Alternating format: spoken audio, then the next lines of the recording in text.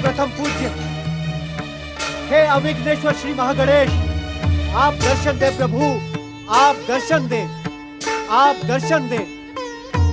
आप कहाँ हैं श्री महागणेश? आप दर्शन दे प्रभु। अपने इस भक्त नारद की जिज्ञासा के शमन हेतु दर्शन दे प्रभु। हे महागणेश, आपको मैं कहाँ ढूंढूं प्रभु?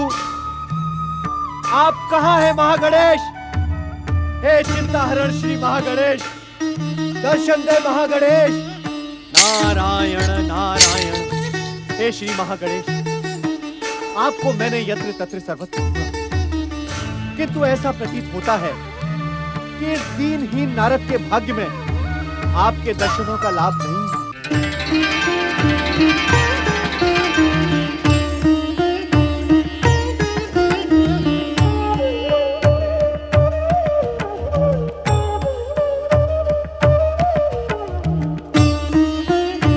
स्वामी, श्री महागणेश, इतने अधिक व्याकुल होकर हमें क्यों पुकार रहे हो देवर्षि नारद? हे प्रभु, हे प्रभु, मैं धन्य हो गया। आपने अपने इस भक्त को दर्शन देकर अपने इस भक्त की लाज रख ली प्रभु। सच्चे मन से पुकारने वालों को दर्शन देना हमारा कर्तव्य है देवर्षि। हे श्री महागणेश, आप मुझे तनिक ये तो बताएं कि अपने इस भक्त के साथ में ये अन्याय क्यों? अन्याय? हाँ प्रभु, ये अन्याय ही तो है। आपकी कृपा से ये नारद 14 भुवनों में ये रोक टोक आ जा सकता है, किंतु आपके लोक में मेरा तो कोई लोक ही नहीं है नारद। अर्थात प्रभु? अर्थात यदि मैं स्वयं लोक बनाकर रहने लगा तो संसार के लोक निर्माण के कार्य का क्या होगा? नारायण नारायण। प्रभु, इतना तो बताएं कि यदि आपके भक्त आपके दर्शन करना चाहें तो आपको कहाँ ढूंढें? मुझे ढूंढने के लिए कहीं जाने की आवश्यकता नहीं है देवर्षि नारद। मैं तो इस सृष्टि के कण कण में विद्यमान हूँ। जहाँ मुझे सच्चे मन से पुकारोगे वहीं मैं प्रकट हो जाऊंगा। जय जय श्री महागणेश। नारद, सृष्टि के कर्ता ब्रह्मदेव तथा दक्ष प्रजापति के अहंकार की भीषण टक्कर देख तुम इतने व्याकुल तथा उद्विग्न क्यों हो रहे हो? हे श्री महागणेश, नारद की उद्विग्नता और व्याकुलता का कारण है उसकी जिज्ञासा। कृपा कर इतना तो बताएं कि इन अभिमानों की भयंकर टक्कर का परिणाम क्या होगा? दक्ष का अभिमान ही उसकी दुर्दशा का कारण बनेगा नारद।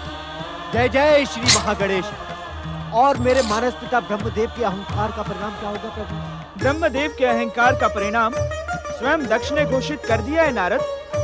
वे उस पूजनीय पद के अधिकारी नहीं होंगे जो भगवान विष्णु तथा भगवान शिव को प्राप्त होगा।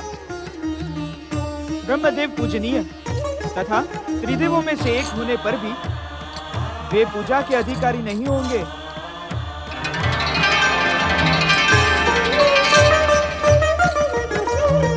जय जय श्री महागणेश।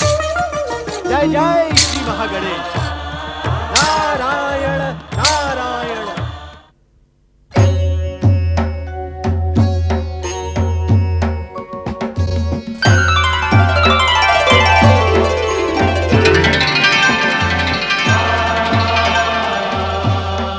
शक्ति को आश्रय प्रदान करने वाले महादेव को प्रणाम।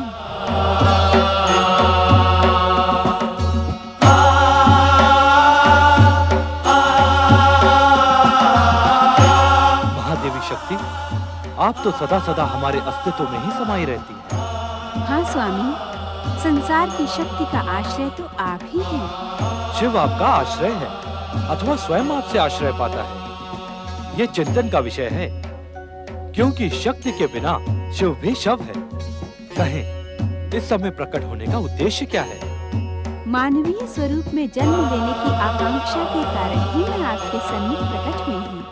मानवीय जीवन प्राप्त करना अत्यंत ही सौभाग्य की आकांक्षा है, परंतु मानवीय जीवन में सुख के साथ दुख भी समान रूप से उपस्थित रहता है। पति रूप में आपको पाकर आपकी सेवा करने का महान सुख प्राप्त करने की आकांक्षा में शक्ति के लिए संसार का हर दुख सुख बन जाए। अर्थात आपका मन मातृत्व का सुख प्राप्त करने को लालायित है। हाँ अंतर्यामी, मातृत्व का गौरव प्राप्त करना नारी जीवन की सर्वश्रेष्ठ अभिलाषा होती है। आप मौन क्यों हो गए प्रभु? मानवीय जीवन की नियति से अनभिज्ञ नहीं है महादेवी। मानव मन की समस्त आकांक्षाएं पूर्ण नहीं होती। कहीं आप मानवीय रूप में जन्म लेकर परिस्थितियों के दुष्चक्र में उलझ न जाएं। महादेव, शिव की शक्ति क्या परिस्थितियों के दुष्चक्र में उलझ सकती है? महादेवी, मानव नियति से जुड़ने के पश्चात यदि आप अलौकिक संयोग प्राप्त करेंगी तो क्या मानव जाति आपको अपना आदर्श बनाएगी? मैं आपकी बात से सहमत हूँ स्वामी। मैं बिना अलौकिक सहयोग के मानव जीवन के दुख झेलने को भी प्रस्तुत हूँ। महादेवी, इस पुनीत कार्य के लिए आप उचित अवसर की प्रतीक्षा क्यों नहीं करती? कब आएगा वो उचित अवसर? वो तो परम देव श्री महागणेश की इच्छा पर ही निर्भर है। श्री महागणेश?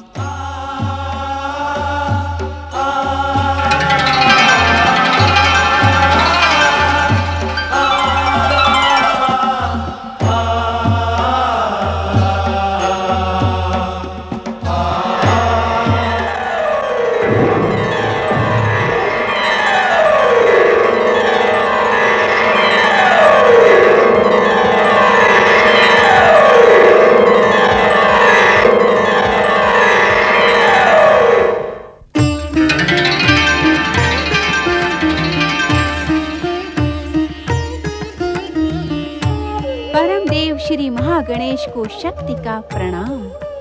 मातृशक्ति, आप जगत पूज्य हैं। मुझ महागणेश में रचना शक्ति के जो अंश विद्यमान हैं, वे आप ही की शक्ति के तत्व से प्राप्त हुए हैं। सर्वेश्वर श्री महागणेश, आप तो सृष्टि के मूलाधार हैं। आप प्रथम पूज्य हैं। आप ही सृष्टि के समस्त जड़ चेतन की वंदना के अधिकारी हैं। मैं आपके सन्मुख एक आकांक्षा लेकर प्रकट हुई हूँ।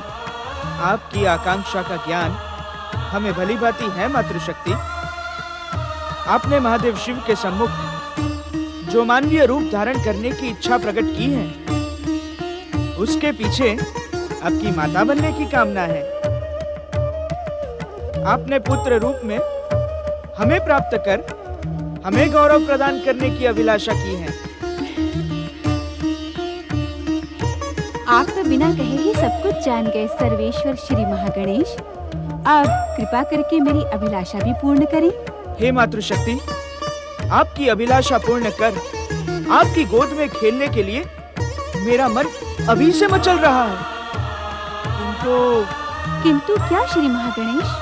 हम भी भगवान शिव की बात से सहमत हैं मातृशक्ति। ये समय मानवीय अवतार धारण करने के लिए उचित नहीं है। कारण? मातृशक्ति, आपको हमें पुत्र के रूप में प्राप्त करने के लिए लंबी प्रतीक्षा करनी होगी। मैं आपको पुत्र रूप में पाने के लिए लंबी प्रतीक्षा नहीं कर सकती श्री महागणेश।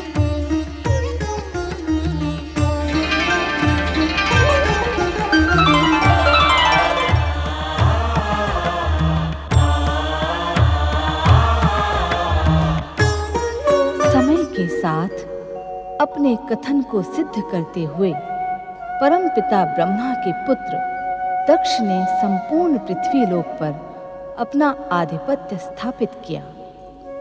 परमपिता ब्रह्मपुत्र दक्ष का अहंकार अब पृथ्वी सम्राट दक्ष प्रजापति के संबोधन से संतुष्ट होने लगा।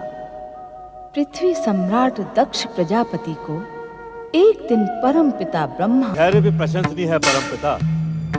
कितनी बार मैंने आपका अपमान किया, किंतु आप बार बार परामर्श देने बिना अपने अपमान की चिंता किए पृथ्वी सम्राट दक्ष प्रजापति के महल में प्रकट हो ही जाते हैं। दक्ष, अपने अपमान की चिंता किए बिना बार बार तुम्हारे समीप आने का एकमात्र कारण है कि मैं तुम्हें अब भी अपना पुत्र मानता हूं। तुम्हारे अहंकार, स्वार्थ और दुष्टता को यही सोचकर बार बार मैं क्षमा करता हूं कि यदि शरीर का कोई अंग रोगग्रस्त हो जाए तो उसे काट कर फेंकते नहीं, अभी तो उसका उपचार करते हैं। तो आप यहाँ बार बार हमारा उपचार करने आते हैं? हाँ, यही सोचकर कि संभवतः कभी तो तुम्हारे भीतर सदाचार जन्म लेगा।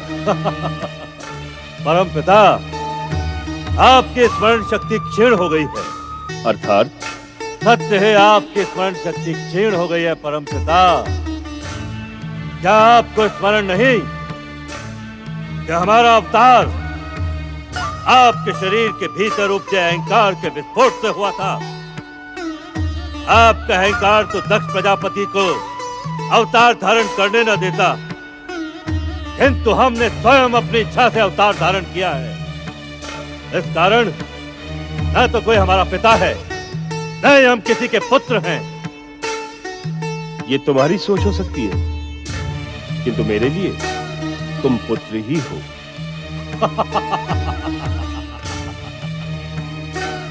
आश्चर्य है कि श्रापित होकर भी आपका स्वार्थ और स्वाभिमान नष्ट नहीं हुआ। दक्ष प्रजापति से संबंध जोड़ने का एक भी अवसर मिलने पर आप कदाचित नहीं चूकते हैं। दक्ष, मैं जानता हूं कि जन्म लेने के पश्चात तुमने मुझे अपूजनीय होने का श्राप दिया था, किंतु वो श्राप मेरे लिए श्राप नहीं, वरदान सिद्ध हुआ। वरदान? तुम्हारा चकित होना स्वाभाविक ही है दक्ष, क्योंकि आज तक जिस श्राप के कारण तुम्हारा अहंकार संतुष्ट होता था, आज वो मिथ्या प्रमाणित हो रहा है। कारण जानने के इच्छुक हो? अवश्य अवश्य। प्रजापति दक्ष अवश्य वो कारण जानने के इच्छुक है ब्रह्मदेव। यह उनका शाप वरदान कैसे हो गया? क्योंकि पूजा में प्रशंसा और समर्पण का भाव सबसे अधिक होता है, और प्रशंसा और समर्पण के भाव से ही अहंकार को संतुष्टि मिलती है।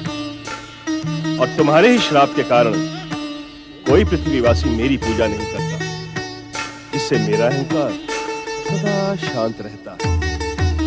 इसी कारण तुम्हारा श्राप मेरे लिए वरदान सिद्ध हुआ। अर्थात अनजाने ही दक्ष प्रजापति ने आप पर महान उपकार किया है। निसंदेह।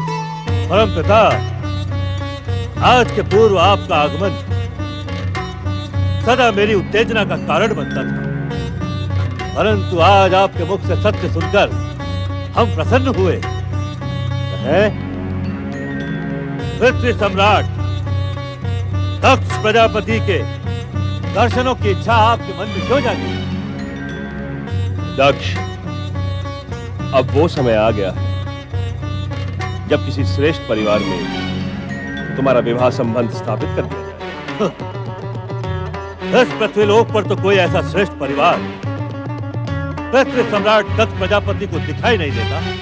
पृथ्वी लोक पर जन्म लेने वाले हर प्राणी का भविष्य नियंता की लेखनी से उसके जन्म के साथ ही लिख दिया जाता है, और तुम्हारा विवाह प्रजापति वीरण की सौभाग्यवती, सुशील और रूपवती कन्या वीरनी के साथ होना निश्चित है। प्रजापति वीरण? इस नाम का तो कोई प्रजापति पृथ्वीलोक पर नहीं है। कौन है यह प्रजापति वीरण? तुम्हारी भांति मैं तुमसे ये नहीं कहूंगा कि तुम्हारी स्मरण शक्ति क्षीण हो गई, किंतु क्या वास्तव में तुम सप्तद्वीप के वीरध्वज प्रदेश के प्रजापति वीरण को नहीं जानते? हम जानने के इच्छुक भी नहीं है ब्रह्मदेव। वो सप्तद्वीप हो अथवा सिंधु द्वीप, हर प्रजापति को अपनी सुरक्षा के लिए पृथ्वी सम्राट प्रजापति दक्ष को एक निर्धारित शुल्क देकर संतुष्ट करना पड़ता है, और हम तब तक उस प्रजापति का नाम जानने के इच्छुक नहीं हैं जब तक कि वो हमारे सम्मान में त्रुटि नहीं करता। वीरन के स्वभाव से मैं भलीभांति परिचित हूं दक्ष। वो तुम्हारे तो क्या, किसी के भी सम्मान में त्रुटि नहीं करता। इसी कारण मेरा परामर्श है कि तुम प्रजापति वीरन की कन्या से अपने विवाह की स्वीकृति दे दो। हमारी स्वीकृति से पूर्व आप वीरण से कहें कि वो कन्यादान के लिए हमारी सेवा में उपस्थित होकर हमें अपनी प्रार्थना करके प्रसन्न करें।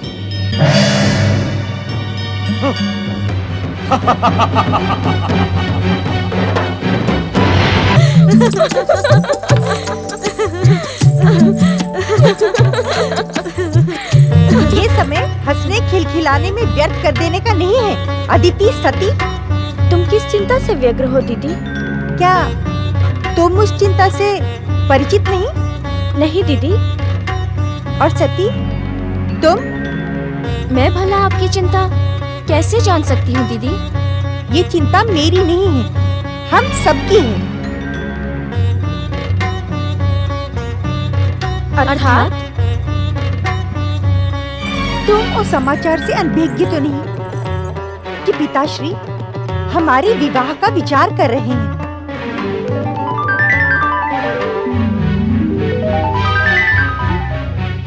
भीरू स्त्रियों की भांति लज्जा करने की आवश्यकता नहीं है। हमें अपने भावी पतियों का निर्णय स्वयं करना होगा।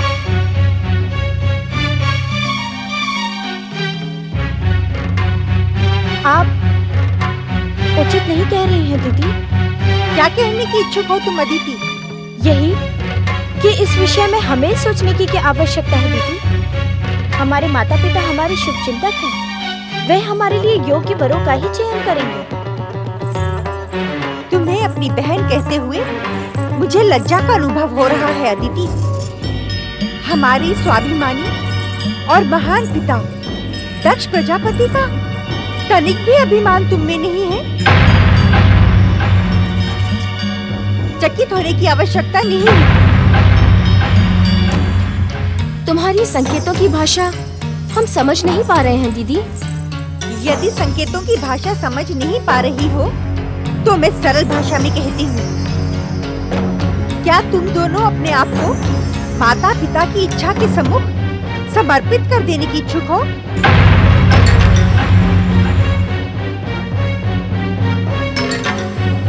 परंपरा तो ऐसी ही है दीदी। परंपरा? हम दक्ष प्रजापति की पुत्रियां हैं। ये पृथ्वी लोक हमारी संपत्ति है। सामाजिक परंपराएं हमें निर्णय लेने के लिए बाध्य नहीं कर सकती।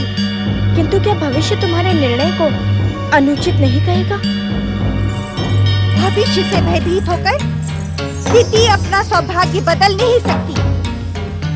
अपितु अपने निर्णय से भविष्य को अपनी प्रशंसा करने के लिए विवश कर देगी।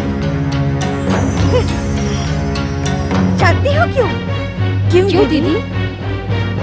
क्योंकि दीदी को अपने लिए असाधारण महापुरुष पति की अभिलाषा है, जिसका निर्णय वह स्वयं करेगी। स्वयं।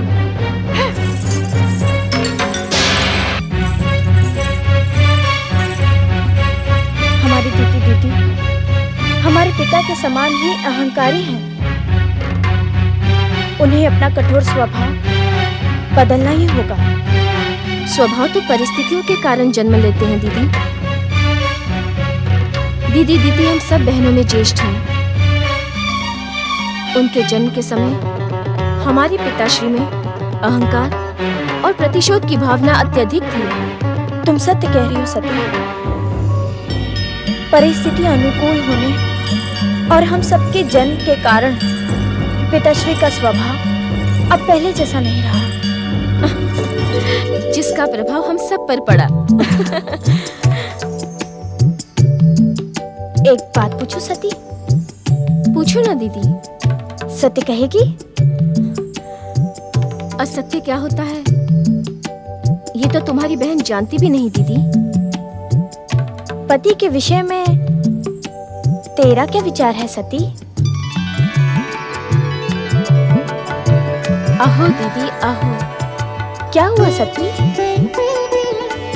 उनका स्मरण करवाकर तुमने मेरे मन को उनकी दिव्य भक्ति से भाव विभोर करा दिया है दीदी। आहो दीदी आहो। उनका स्मरण करवाने के कारण मैं तुम्हारी ऋणी हो गई हूँ। किंतु वे हैं कौन? जन्म जन्मांतर से मुझे आश्रय प्रदान करने वाले मेरे पति परमेश्वर महादेव शिव हैं दीदी। उनके अतिरिक्त मैं किसी और के विषय में विचार भी नहीं कर सकती। किंतु माता पिता ने इसके विपरीत निर्णय लिया तो? निश्चिंत रहो दीदी।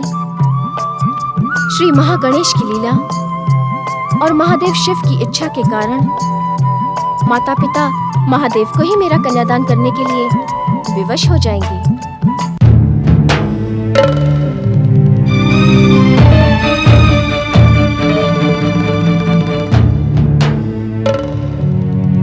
अब इस विषय पर और अधिक सोच विचार करने की आवश्यकता नहीं है महारानी। किंतु स्वामी।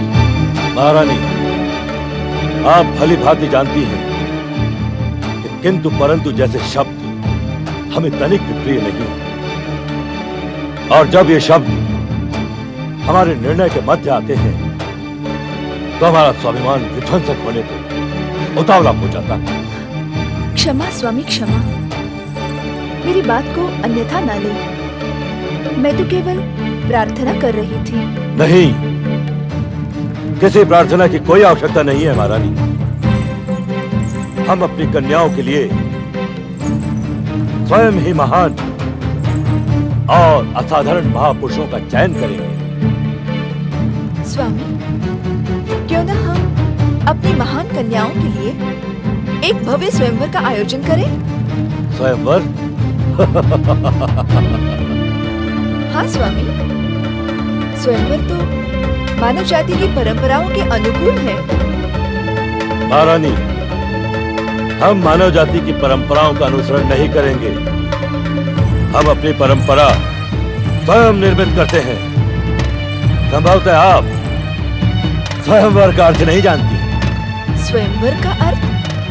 हाँ, स्वयंवर का अर्थ होता है कि पति चुनने का निर्णय कन्या को सौंप दिया जाए। इसमें अनुचित क्या है स्वामी? जिसे जीवन व्यतीत करना है, ये अधिकार उसी को मिलना उचित है। अधिकार? तो क्या हम अपने अधिकार से वंचित हो जाएं? अर्थात? महारानी, हम अपनी कन्याओं के भविष्य का निर्माण स्वयं करेंगे। महारानी, हम भली भांति जानते हैं कि हमारी पुत्रियों की योग्य कौन कौन है। महारानी वीरनी, हम दक्ष प्रजापति घोषणा करते हैं कि अपनी पुत्रियों के भविष्य का निर्णय हम करेंगे, केवल हम।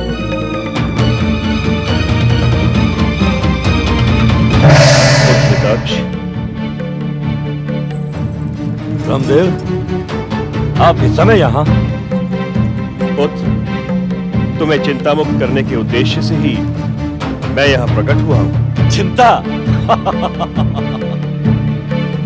दक्ष प्रजापति को चिंता?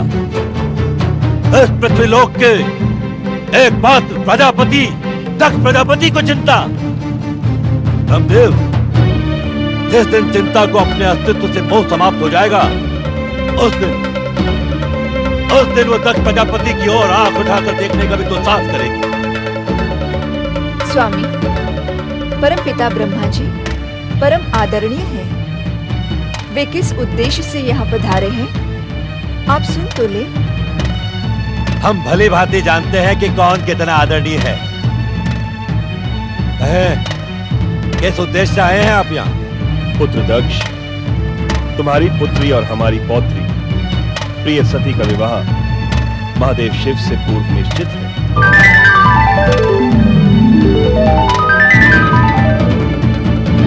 शिव?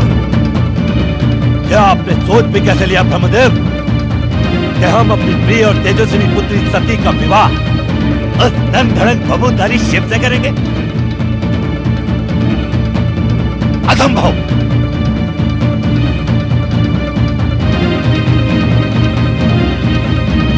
दक्ष, संभवतः तुम महादेव शिव की महानता से अपरिचित हो, इसी कारण तुम उनके प्रति अपमानजनक शब्दों का प्रयोग कर रहे हो। प्रजापति दक्ष अपनी महानता के अतिरिक्त किसी अन्य की महानता को जानने का इच्छुक भी नहीं है ब्रह्मदेव।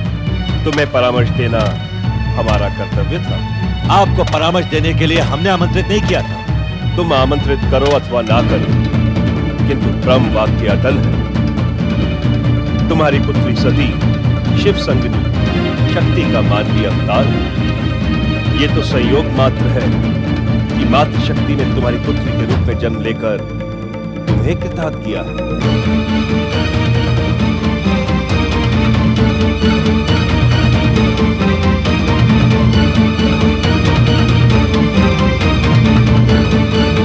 तुम्हारी पुत्री के रूप में जन्म लेकर शक्ति रूपी सती हमारा आदेश मानने को विवश है ब्रह्मदेव।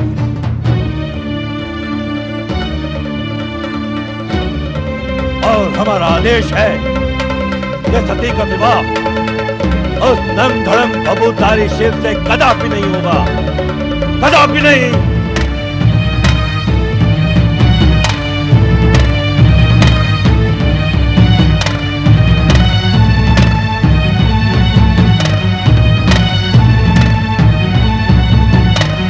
तुम्हारी इच्छा मात्र से सृष्टि का अटल सत्य और ब्रह्म वाक्य बदल नहीं सकता पुत्र दक्ष। सती का विवाह महादेव शिव से होकर रहेगा।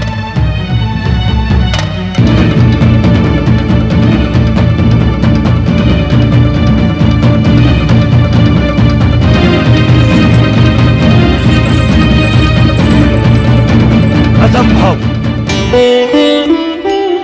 पिताश्री के दृढ़ निश्चय से तो ऐसा प्रतीत होता है कि वे तुम्हारी मनोकामना किसी भी मूल्य पर पूर्ण नहीं होने देंगे।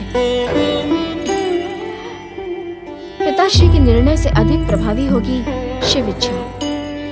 पिताश्री कुछ भी कर लें, परंतु सती का आश्रय शिव के अतिरिक्त अन्य कोई भी नहीं हो सकता।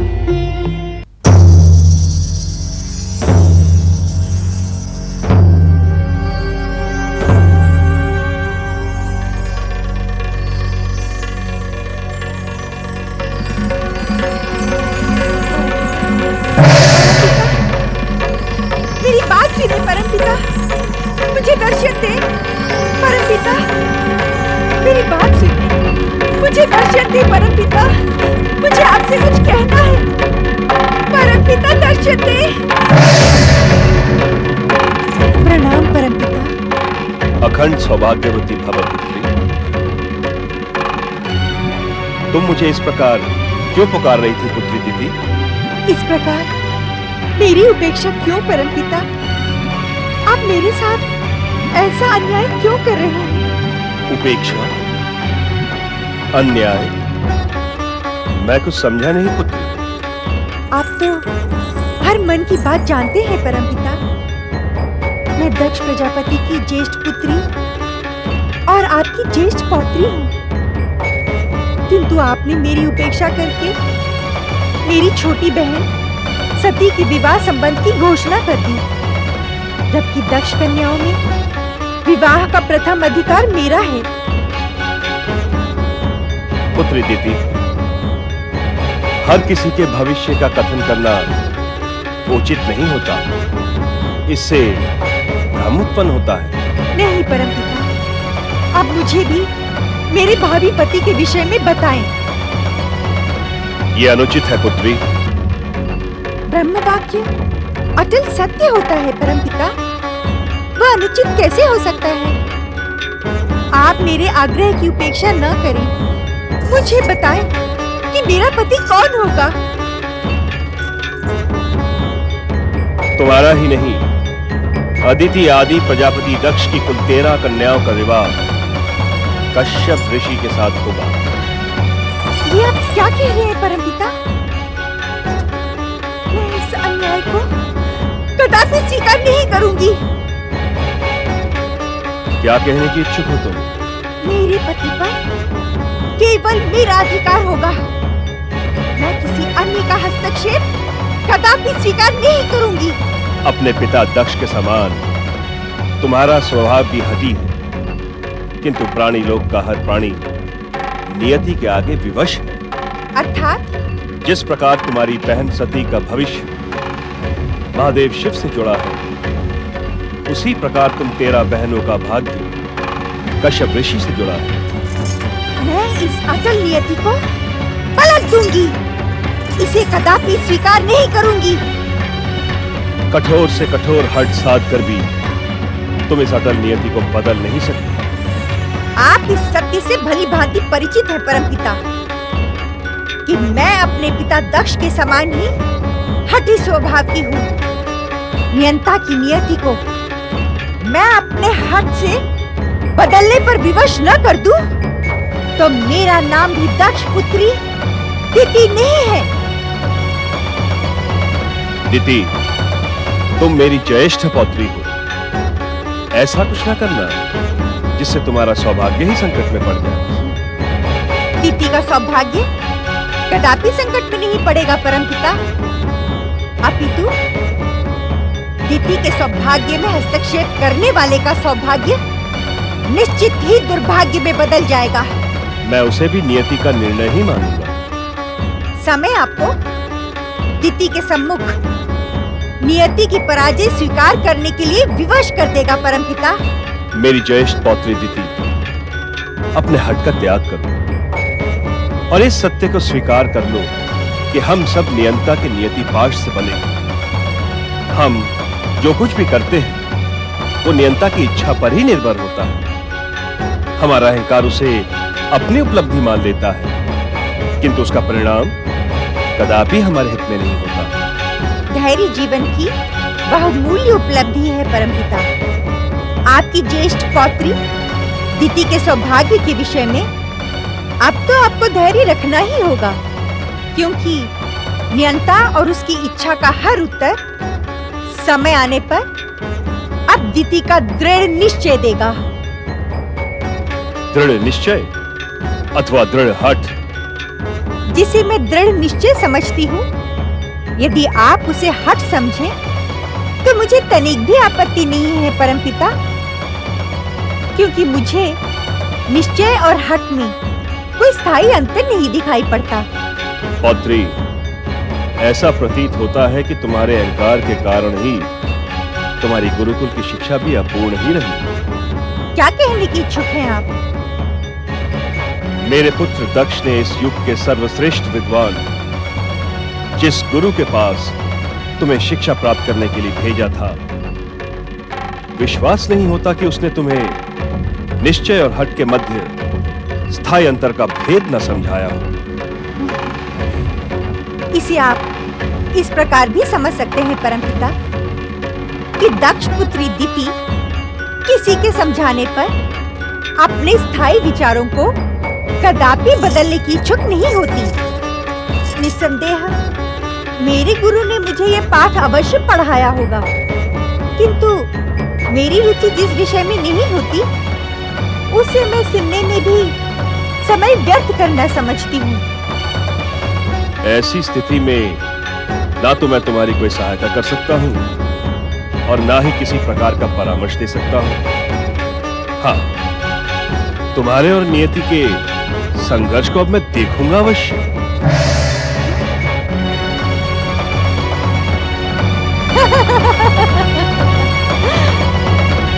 अवश्य देखना परमपिता, अवश्य। दीति और नियति के रोमांचक संघर्ष में अब विजय दीति की ही होगी, दीति की। नारायण नारायण श्रीमन नारायण नारायण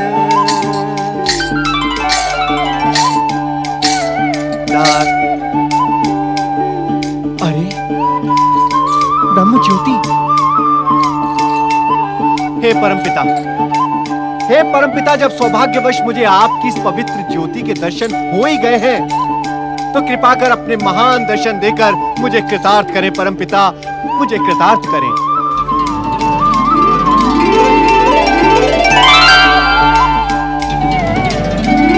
नारायण नारायण। विश्राम के समय इस प्रकार कहां भटक रहे हो नारद? परमपिता, भटकना कैसा? भक्त तो हर समय अपने भगवान को ही खोजता रहता है।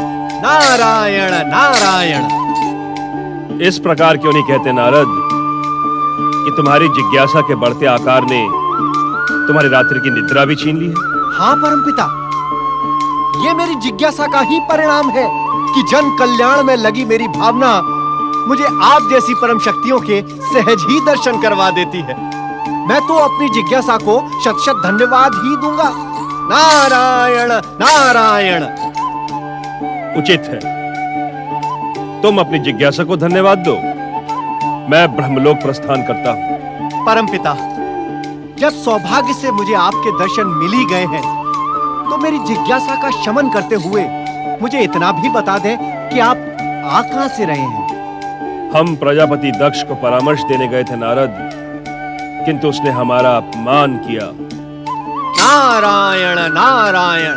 परमपिता, अहंकार करना एवं हरेक का अपमान करना तो भैया दक्ष का स्वभाव बन गया। इसमें आश्चर्य कैसा? परंतु इसका परिणाम शुभ नहीं होगा। अहंकारी का परिणाम शुभ हो ही नहीं सकता परमपिता। किंतु दक्ष कन्याओं का भविष्य क्या होगा परमपिता? तुम्हारी जिज्ञासा ने प्रश्न बनना आरंभ कर दिया है, तो सुनो नारद। अपनी दिव्य दृष्टि से दक्ष कन्याओं का भविष्य देखकर हम स्वयं चकित हैं। नारायण नारायण। परंतु ये समय उस भविष्य को बताने के लिए अनुचित है। केवल इतना जान लो, महादेव शिव और प्रजापति कश्यप ऋषि प्रजापति दक्ष की जामाता बनेंगे। किंतु परमपिता। अपने किंतु के लिए भविष्य की प्रतीक्षा करो नारद। परमपिता।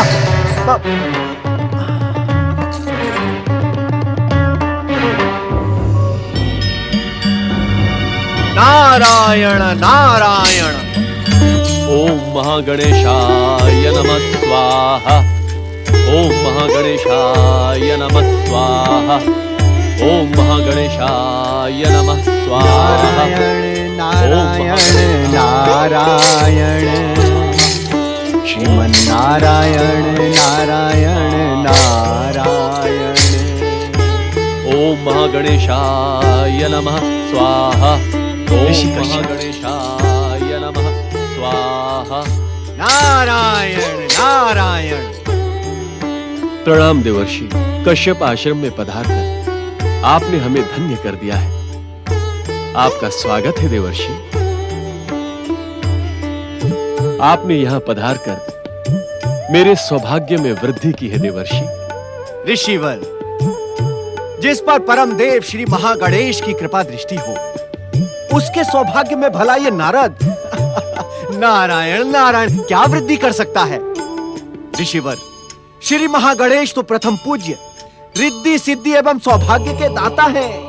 देवर्षि, आपके देव ज्ञान के सम्मुख कश्यप शून्य है। आप आदेश दें, मैं आपका क्या प्रिय कर सकता हूँ? ऋषिवर, क्या आप अपने विवाह के संबंध में परमपिता ब्रह्मा जी की भविष्यवाणी से अपरिचित हैं? परिचय का प्रश्न तो तब उठता है देवर्षि, जब हम अपने विवाह के संबंध में इच्छुक हो। नारायण नारायण। अर्थात ऋषिवर, आप भी एक भक्त अपने संबंधों को लेकर चिंतित क्यों हो देवर्षि? श्री महागणेश जी की जो इच्छा होगी, उसे ही हम उनका प्रसाद समझकर स्वीकार कर लेंगे।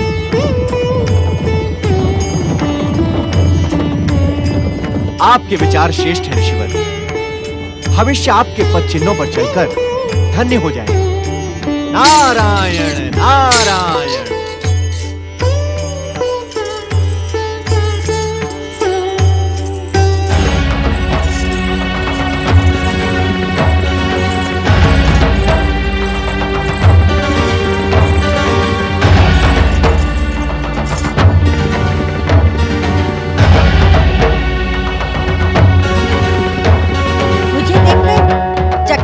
आवश्यकता नहीं है ऋषिवर। मैं दक्ष प्रजापति की ज्येष्ठ पुत्री दीति हूँ। राजकुमारी दीति, आप यहाँ किस उद्देश्य से आई हैं? देवर्षि नारद के जाने के पश्चात भी क्या इस प्रश्न की आवश्यकता है? हाँ, क्योंकि देवर्षि नारद ने मुझे आपके विषय में कुछ भी नहीं बताया है। आश्चर्य, किंतु देवर्षि नारद का स्वभाव तो ऐसा नहीं है। ऋषिवर, परमपिता ब्रह्मा जी की भविष्यवाणी के अनुसार आप मेरे पति होंगे। इसी कारण मैं आपकी महानता की परीक्षा लेने आई हूँ। किंतु ये अनुचित है। अनुचित? क्या अनुचित है ऋषिवर? बिना माता पिता की अनुमति किसी भी कन्या को पर पुरुष के समीप जाना नीति और मर्यादा के विरुद्ध है। आपको इस बात का ज्ञान कैसे है? कि मैं माता पिता की अनुमति के बिना यहाँ आई हूँ? आपके माता पिता आपको इस प्रकार यहाँ आने की अनुमति कदापि न देंगे। आपका नैतिक ज्ञान तो मेरे योग्य है, किंतु आपका व्यवहारिक ज्ञान, अर्थात आप इस सत्य से अनभिज्ञ तो नहीं कि मैं इस पृथ्वी के स्वामी दक्ष प्रजापति की पुत्री हूँ। इसी कारण आप मेरे पिता के अधीन हैं। आपको मेरे स्वाभिमान पर ठेस पहुँचाने का कोई अधिकार नहीं है। और आपको मेरी परीक्षा लेने का अधिकार है? निस्संदेह, जिस प्रकार आप मेरे पिता के अधीन हैं, उसी प्रकार आप मेरे भी अधीन हैं। मैं दक्ष प्रजापति की पुत्री हूँ, ज्येष्ठ पुत्री। अधिकारों की दुहाई न दे राजकुमारी दीदी, क्योंकि एक ऋषि की परीक्षा लेने का अधिकार आपके पिता को भी नहीं है। ऋषिवर, उत्तेजित न हो राजकुमारी, मैं जो कुछ भी कह रहा हूँ सत्य के आधार पर कह रहा हूँ। तो क्या आप मेरी और मेरे पिता की महानता को अस्वीकार करते हैं? एक व्यक्ति की दृष्टि से तो मैं दक्ष प्रजापति की योग्यता स्वीकार कर सकता हूँ, किंतु एक ऋषि की दृष्टि से न तो तुम्हारी कोई महानता है और न ही तुम्हारे पिता दक्ष प्रजापति की। ऋषिवर, मैं आपको अपनी महानता स्वीकार करने पर विवश कर दूंगी।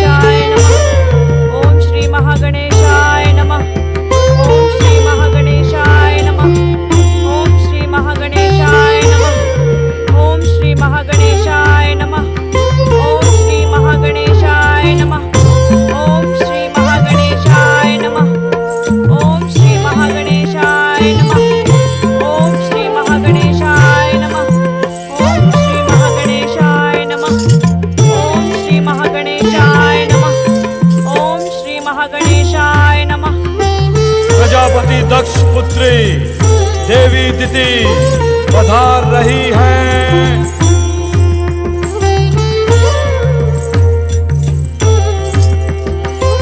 मुझे आप दोनों से कुछ कहना है। अवश्य कहो पुत्री। आपको मेरा विवाह ऋषि कश्यप प्रजापति के साथ करना होगा। ऋषि कश्यप प्रजापति? हाँ। दीदी, तुम्हारा विवाह किसके साथ होगा इसका निर्णय हम करेंगे। तुम्हें अपने पति के चुनाव का कोई अधिकार नहीं है। उत्तेजित न हो पिताश्री, मेरा निर्णय परमपिता ब्रह्मा जी की अटल भविष्यवाणी से जुड़ा है। न तो हम तुम्हारे निर्णय को महत्व देते हैं, न ही ब्रह्मदेव की भविष्यवाणी को। होगा वही जो हमारी इच्छा होगी। आप मुझे निर्णय बदलने के लिए बाध्य नहीं कर सकते पिताश्री। तुमने सुनो नहीं दीदी, इस बात का अंतिम निर्णय हम स्वयं करेंगे। और हाँ, अब इस विषय पर चर्चा की कोई आवश्यकता नहीं है।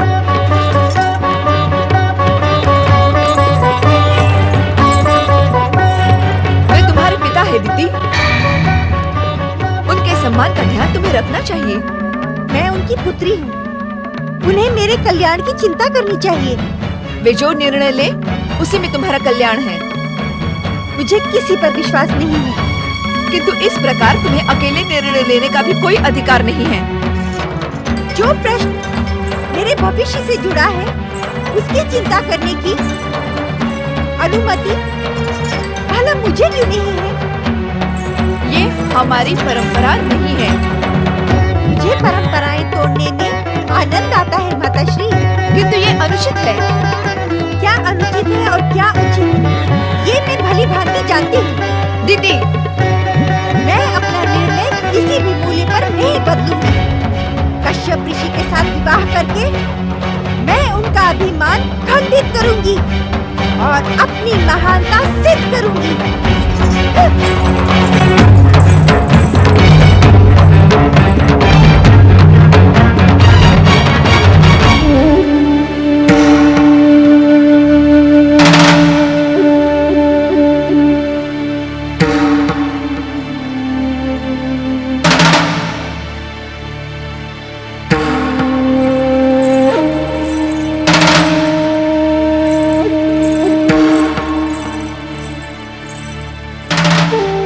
स्वामी, इस समय हमारे जीवन में जो घटनाएं घट रही हैं, वो हमारे भविष्य के लिए शुभ संकेत नहीं है। हीरो जैसी बातें करके प्रजापति दक्ष को उत्तेजित न करे महारानी। शुभ अशुभ, पाप पुण्य और सत्य असत्य सत्य सम्राट दक्ष प्रजापति के अनुचर हैं। हम स्वयं जिस घटना के और जिस परिणाम के इच्छुक होते हैं, वो घटना उसी प्रकार घटती है। किंतु जो सत्य है, किंतु परंतु जैसे शब्दों से पृथ्वी सम्राट दक्ष प्रजापति को घृणा है। महारानी वीरणी, पृथ्वी सम्राट दक्ष प्रजापति से बात करते समय क्या तुम इन शब्दों को नहीं अलग रख सकती? क्या तुम्हारे पिता ने तुम्हें शब्दों का उचित ज्ञान प्रदान नहीं किया?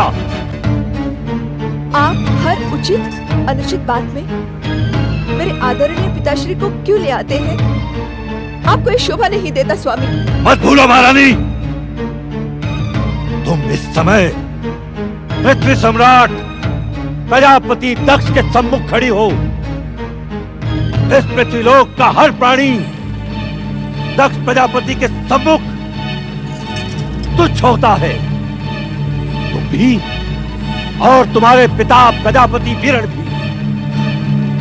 मैं आपकी उपेक्षा करने की इच्छुक नहीं हूँ, किंतु एक चेतावनी देने की इच्छुक अवश्य हूँ। चेतावनी? ऐसी चेतावनी महारानी?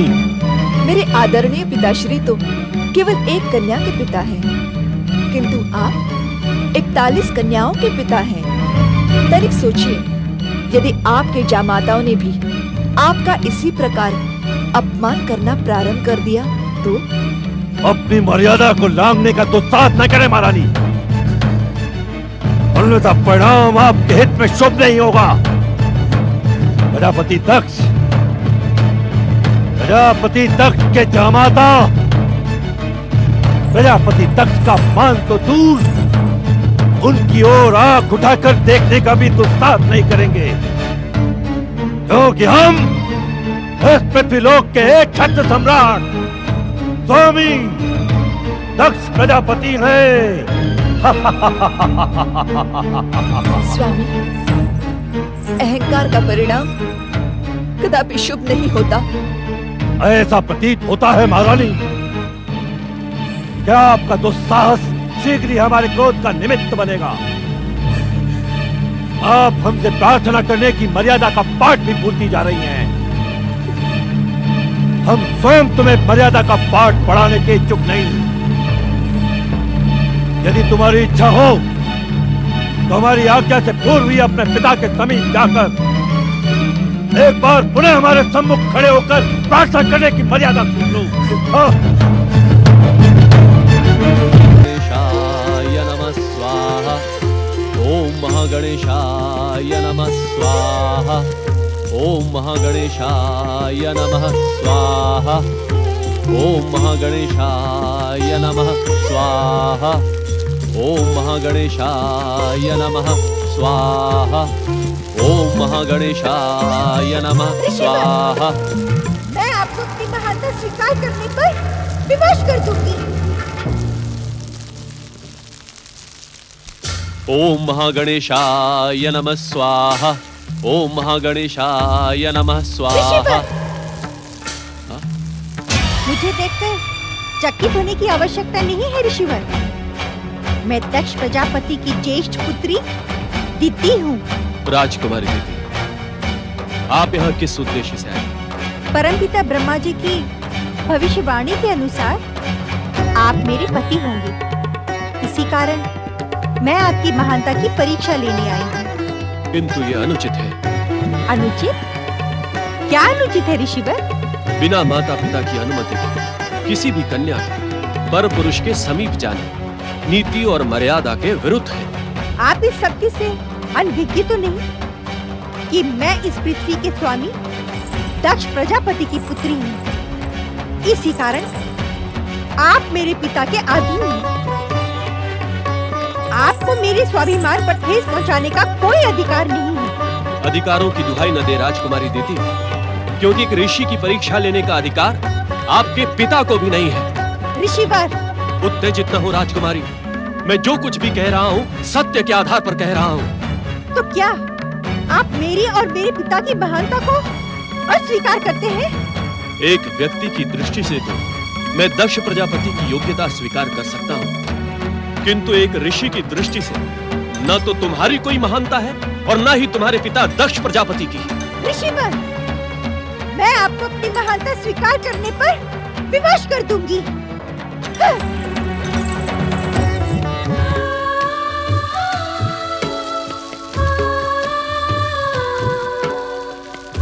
हे मेरे आराध्य परम देव श्री महागणेश, ब्रह्मा जी की भविष्यवाणी, नारद जी का संकेत और दक्ष पुत्री दीति के आगमन के कारण आपका भक्त भ्रमित हो गया है। कृपया मेरा मार्गदर्शन करें श्री महागणेश, मुझे भ्रम से छुटकारा दे श्री महागणेश, दर्शन दे मुझे श्री महागणेश, दर्शन दे मुझे श्री महागणेश, दर्शन दे, दर्शन दे मुझे श्री महागणेश, दर्शन दे, दर्शन दे, दर्शन दे।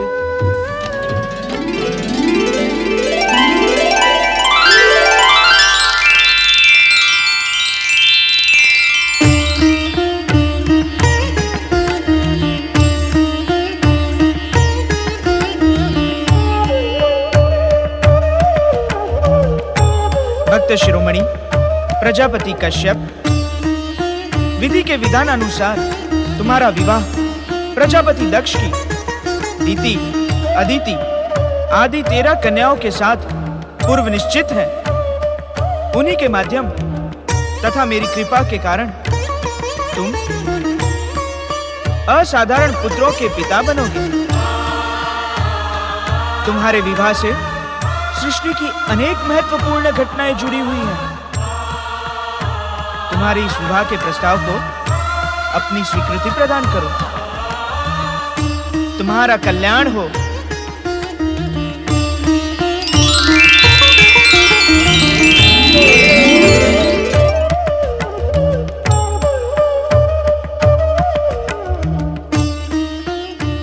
स्वामी, परमपिता ब्रह्मा जी सृष्टि के रचनाकार एवं विधाता हैं। उनका विरोध न करके उनके द्वारा की गई भविष्यवाणी को स्वीकार करना ही उचित होगा।